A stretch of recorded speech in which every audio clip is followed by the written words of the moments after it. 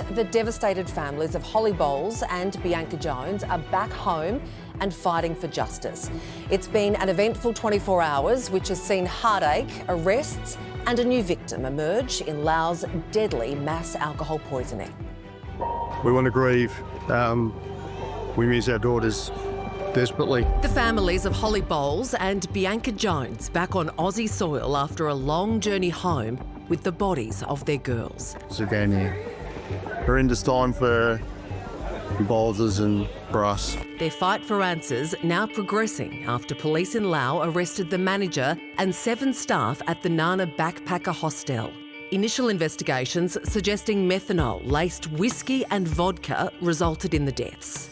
I was happy to hear that there's been some movement over in Laos. I would continue to urge the Lao government to continue to pursue whomever. Now reports have emerged of a 3rd Australian victim involved in the poisoning event, currently in a stable condition in hospital. English tourist Lucy Davidson providing an insight into just what the victims went through. I was violently throwing up, I was really lucid, I had visual impairment, like I could barely see, it was just like bright lights. The 23-year-old taking to social media to warn of the dangers after 24 hours in intensive care and 4 more days in hospital.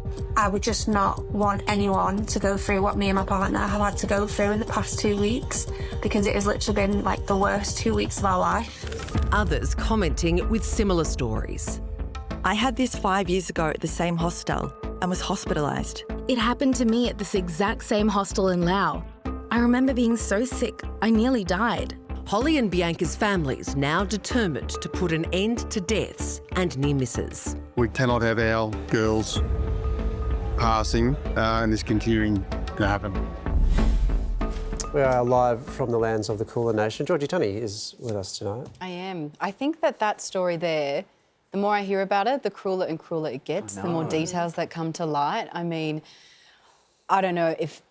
How would you feel if you were the families and you're just hearing stories that now coming to the service that this place allegedly has a history with this type of behaviour and then this happens to your girls? For me, I think it's so hard not to reflect on your own experiences and what you've been through. I know that myself personally, my behaviour is going to change with this now. In what way?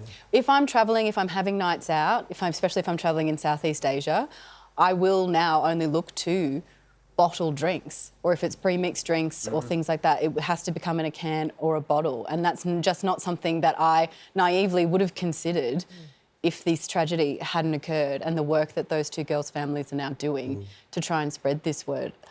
And I hope that continues and carries on through all of the people who are currently living their lives, experiencing schoolies, or who are travelling the world, that some of it's going to have that cut through. Yeah.